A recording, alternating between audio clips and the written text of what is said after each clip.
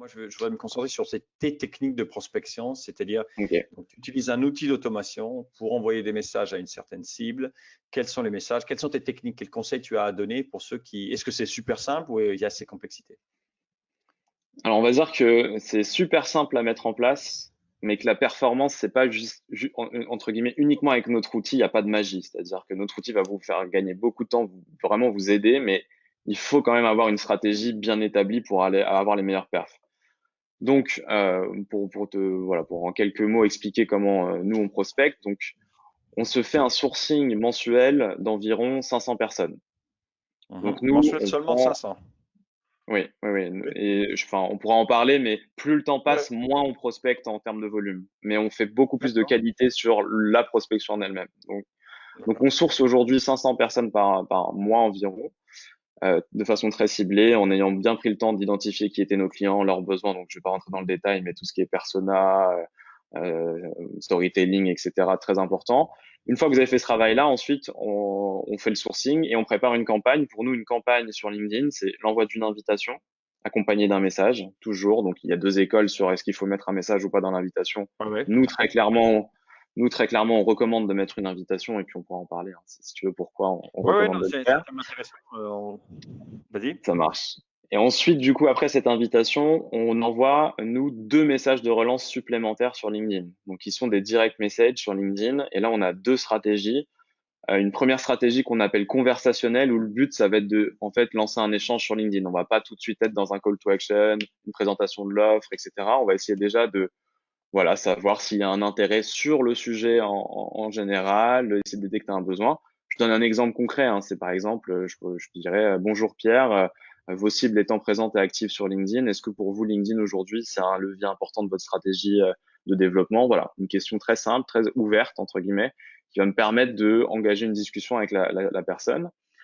Autre stratégie qu'on utilise, par exemple, si après cette premier message de relance, la personne ne m'a pas répondu, ça va être de lui offrir un contenu à forte valeur ajoutée. Et c'est là où on voit le lien entre le marketing et les ventes, entre l'inbound et l'outbound. C'est que nous, on va se servir en fait des contenus qu'on va créer d'un point de vue marketing et on va les pousser dans nos messages sur LinkedIn en relance.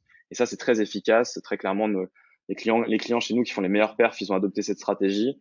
C'est-à-dire qu'ils vont par exemple envoyer un podcast, envoyer une vidéo, envoyer une invitation à un webinaire, voilà, pour créer du lien, pour briser la glace et surtout pour montrer à la personne en face qu'on est quelqu'un de professionnel, qu'on est quelqu'un de sérieux, et essayer de gagner en fait la confiance qui permet voilà, de lancer un peu les premiers échanges. Voilà, donc ça c'est notre stratégie pour te donner un peu des chiffres concrets du coup sur 500 personnes. En moyenne, il y a 35-40% d'acceptation des invitations, ce qui veut dire que tu vas être autour de 200 nouvelles relations par mois générées sur LinkedIn. Et sur ces 200 nouvelles relations générées sur LinkedIn, nous, on va avoir, on va dire, une cinquantaine de vrais prospects quasi clients, c'est-à-dire vraiment des personnes qui vont être intéressées, qui vont tester la solution ou qui vont prendre un rendez-vous avec moi. Donc, je veux dire, c'est un prospect qu'on dit, nous, plutôt chaud, même s'il n'est pas forcément client tout de suite, mais avec une vraie marque d'intérêt par rapport à ce qu'on fait, par rapport à notre logiciel, une curiosité. Voilà. Et après, on se concentre sur ces 50 personnes-là. C'est ça, en fait, maintenant, on a changé un peu de façon de travailler, c'est-à-dire que plutôt que de prospecter beaucoup et de faire un peu moins de suivi après, on prospecte moins, mais on a un suivi vraiment, et c'est notre stratégie 2021, on veut chouchouter tous nos utilisateurs et nos clients, parce qu'en fait, on a compris que c'est en les aidant à lancer les meilleures campagnes de prospection sur LinkedIn qu'ils vont avoir les meilleures perfs, et du coup, qui resteront chez nous le plus longtemps possible. Donc je pense que, et c'est aussi peut-être une différenciation chez Nodil, on n'est pas juste un logiciel aujourd'hui. Bien sûr, c'est notre produit, mais derrière, il y a aussi des hommes, il y a aussi des gens qui sont là pour aider concrètement nos clients. Donc voilà, c'est un peu ça notre stratégie aujourd'hui, vraiment outbound. Et juste pour finir peut-être là-dessus, on fait plus d'emailing chez Nodil. On a arrêté de faire de l'emailing, on a suffisamment de… Je dis pas qu'il faut pas en faire, hein, mais en tout Non, cas, non, nous, non, chez tu en nous, as suffisamment sur LinkedIn voilà, pour bien, exactement, si tu veux les chouchouter, tu n'as pas besoin d'en rajouter, sinon tu vas perdre la qualité de ce que tu contactes. D'ailleurs, c'est ça. je veux signaler aussi que dans la réflexion qui aujourd'hui est petite, mais qui j'espère va s'agrandir de potentiels partenariats entre entre nous, je me suis senti, on va dire, un peu chouchouté, dans le sens que j'ai eu le rapport avec des humains, entre autres toi, mais pas que. Et même si aujourd'hui, je ne vous ai pas encore restitué avec du temps, avec des opportunités de business, vous êtes encore là en train de parler avec moi. Donc, je pense qu'il y a cette approche et je l'apprécie beaucoup. Et je pense que c'est une bonne manière de se différencier par rapport à d'autres qui vont sur du volume, et c'est un choix différent, mais il n'y a aucun rapport personnel avec la société. Et je pense que voilà, je voulais justement parler sur ce petit détail technique qui m'a stimulé sur invitation par invitation, message par message. Pourquoi, Mm. si tu peux dire, donc là on rentre encore plus dans un détail, mais ça intéresse beaucoup de gens parce que souvent on se demande est-ce qu'il faut envoyer une personnalisation de message sur l'invitation ou pas. Je ne te cache pas que si on parle de chiffres purs, mon expérience, ça ne te surprendra pas, alors que ça surprend les gens que je forme, dit que sans message, il y a une acceptation plus haute. On est à une delta de 10%, entre 27 et 37% pour donner un chiffre. Mais ça ne démontre pas qu'après, ça ne démontre pas ce qui se passe après. Donc, quelle est ton opinion là-dessus? Je pense, imagine ce que tu vas me dire, mais je pense que tu pourrais même aussi me surprendre. Vas-y. Alors, très clairement, nous, l'objectif, c'est de générer du lead. Donc, on part de ce principe-là et, entre guillemets, j'ai pas envie de faire perdre du temps à des personnes en face que je connais pas et moi non plus, j'ai pas envie d'en perdre. Donc, je préfère être assez clair dès le départ, donc dès le moment de l'invitation. Je préfère ajouter cette note, mais après, c'est assez soft, hein, mon approche. Faut pas imaginer que c'est un message du type, voilà, je vous contacte pour que vous puissiez tester ma solution. C'est pas du tout ça l'approche. Mais par contre, ça aurait le mérite d'être clair. Oui, ça aurait le mérite d'être clair, mais Mais justement, je pense. d'être explicite, excuse-moi, Lucas, quand Ouais, on est vas-y, je t'en explicite, prie. c'est clair, hein. Si on utilise des mots comment dire, cordiaux, si on est explicite, on est clair, tu n'es pas intéressé, au revoir. Bon, voilà, en tout cas, revenons à toi. Donc, tu es Non, mais clair je sans te être rejoins, hein, obtus. c'est une stratégie aussi dès le début être très clair. C'est juste que, voilà, nous, on préfère essayer déjà de voir un peu la personne, parce que même si on a son profil LinkedIn, c'est pas pour autant qu'on connaît son état d'esprit sur le sujet, qu'on sait si elle est déjà adepte de ces pratiques ou pas. Et on est sur quelque chose d'assez innovant aussi, donc c'est difficile d'arriver tout de suite et de dire, voilà, est-ce que vous voulez acheter Neozil? Donc non, on est plutôt sur une invitation qui va être assez soft, hein, du type, je sais pas, bonjour Pierre, je suis le fondateur de Neodeal, une solution qu'on a développée pour faciliter le travail de prospection. Au plaisir d'échanger prochainement. Voilà, donc tu vois, j'annonce la C'est plutôt couleur. soft. Voilà, Plutôt soft. j'annonce la couleur, j'explique qui je suis, j'explique ce qu'on fait, la valeur ajoutée potentielle pour toi. Maintenant, je te laisse l'opportunité de me dire, OK, pourquoi pas, tu m'as l'air intéressant, j'accepte ton invitation, ou oh non, c'est bon, c'est pas mon sujet. Et comme ça, moi, ça me permet de faire aussi un filtre dès le début. C'est-à-dire qu'au moins, les personnes qui C'est dans la m'acceptent, logique de la qualité dont on parlait tout à l'heure, ça peut. exactement. C'est-à-dire que je vais pas Ok. passer du temps à essayer de convaincre des personnes. Enfin, je pense que tu connais la pyramide ou tout le monde la connaît, Ouais. c'est que tu as 5 à 10% des personnes qui vont être intéressées par ce que tu fais au premier message. Le reste du marché, 90%, c'est pas aussi simple, aussi rapide. Donc Mais ça veut dire que le voilà, nous premier on est message de prospection, c'est après le premier message, c'est pas pendant l'invitation, quoi. C'est ça que je veux dire. exactement, exactement. C'est-à-dire qu'après le premier message vraiment que nous on appelle de prospection, et encore même l'approche est assez soft comme tu l'as vu, c'est plutôt engager une discussion, proposer un contenu à forte valeur ajoutée pour notre site. Par exemple, nous on a un contenu qui est notre fichier Excel, on a listé tous les mots Je clés me rappelle. de décisionnaires sur LinkedIn. On a plus de 1000 personnes qui ont téléchargé ce fichier. Du coup, en fait, ce fichier, je l'offre à chaque fois que j'ai une nouvelle relation sur LinkedIn. Je lui dis, voilà, ce fichier, il a déjà aidé 1000 personnes et plus, et ça peut vous intéresser, et puis on en discute. Donc ça, c'est voilà, c'est des bonnes stratégies à mettre en place et surtout, enfin, on le voit, hein, c'est celle qui performe le plus. Pour revenir sur les stats, sur ce que tu évoquais, Ouais. c'est vrai que sans message d'invitation, vous avez plus d'acceptation. Nous aussi, on a marqué un écart de 5 à 10% entre quand je mets un message ou quand j'en mets pas.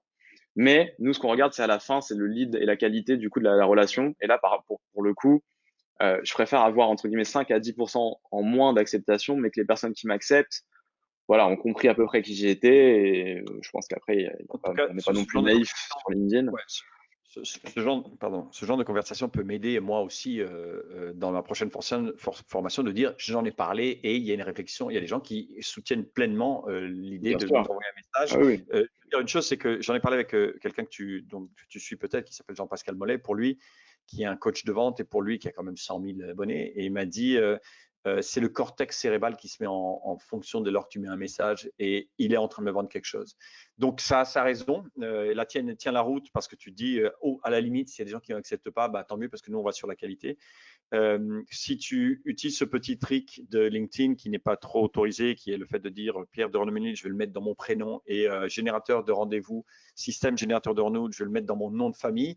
Quand j'envoie une invitation, le nom qui est porté est presque porteur d'un message. Donc voilà comment moi j'arrive à. Mais bon, voilà, c'est des opinions et c'est intéressant. J'ai l'impression que toi, tu as étudié la data suffisamment profondément pour savoir que ceux qui ont une invitation, si tu vas étudier jusqu'au bout, tu te rends compte que pour toi, c'est le meilleur choix. Et donc, c'est ça qui me paraît intéressant. J'avais peut-être une dernière question sur la partie sourcing, parce qu'en fait, tu m'as dit, ça m'a rendu curieux, tu m'as dit, en fait, on va travailler avec 500 leads par mois. Et 500 leads avec un outil comme le tien, 500 personnes qui te disent je suis intéressé, en fait, tu peux potentiellement les obtenir en quelques jours, alors que toi, tu me dis non, je me limite à ces 500, je veux les chouchouter, je reprends tes termes. Est-ce qu'il y a un travail en amont pour arriver à ces 500? Donc, je sais pas, tu les mets quelque part, tu les fais tourner et à un certain temps, tu sors 500 qui ont été un peu travaillés, un peu nourris, ou comment tu travailles cette partie-là?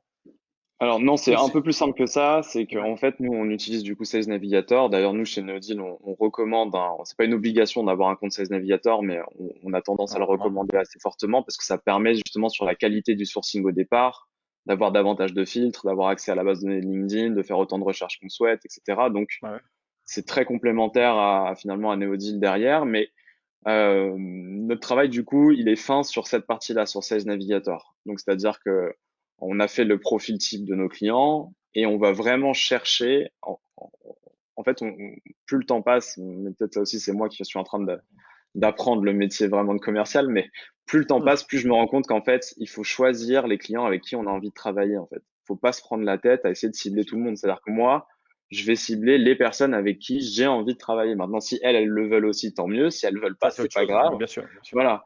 Mais je vais pas, voilà, je suis vraiment beaucoup plus précis.